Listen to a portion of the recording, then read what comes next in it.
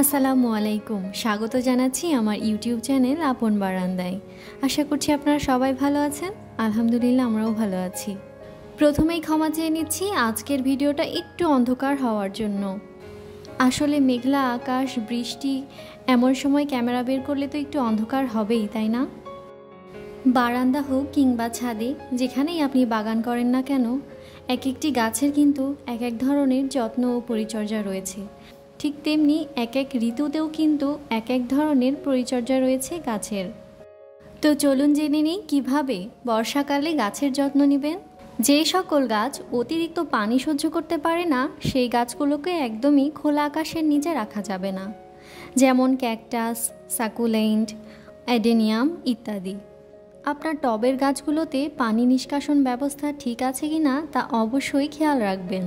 টবে একদমই পানি জমতে দেওয়া যাবে না। যদি টবে অতিরিক্ত পানি জমেও থাকে তাহলে অবশ্যই টবটি একদিকে কাত করে দিতে হবে, যেন পানিটা দ্রুত বেরিয়ে যেতে পারে। যেহেতু বর্ষাকালে প্রায় প্রতিদিনই বৃষ্টি হয়, তাই 2-1 দিন পর পর আপনার টবের মাটিটা খুঁচিয়ে দিতে পারেন। এতে করে টবের ভেতরের ভেজা মাটিটা দ্রুত শুকিয়ে যাবে।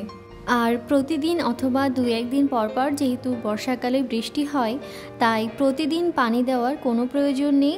পানি দেওয়ার পূর্বে অবশ্যই চেক করে নেবেন মাটিটা শুকিয়েছে কিনা।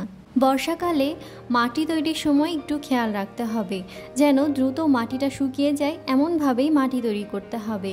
সেক্ষেত্রে এঁটেল মাটিটা খুব ভালো কাজ করে।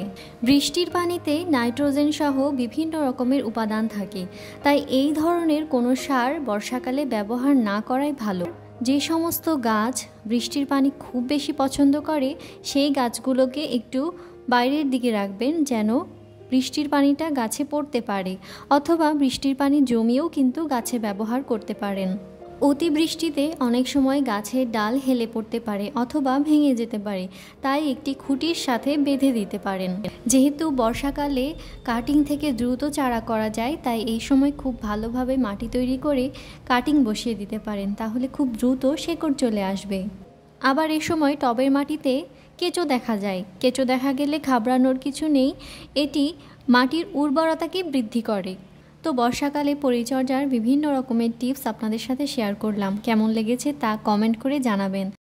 বেশি বেশি গাছ লাগান, পরিবেশ বাঁচান। আল্লাহ হাফেজ। আসসালামু আলাইকুম।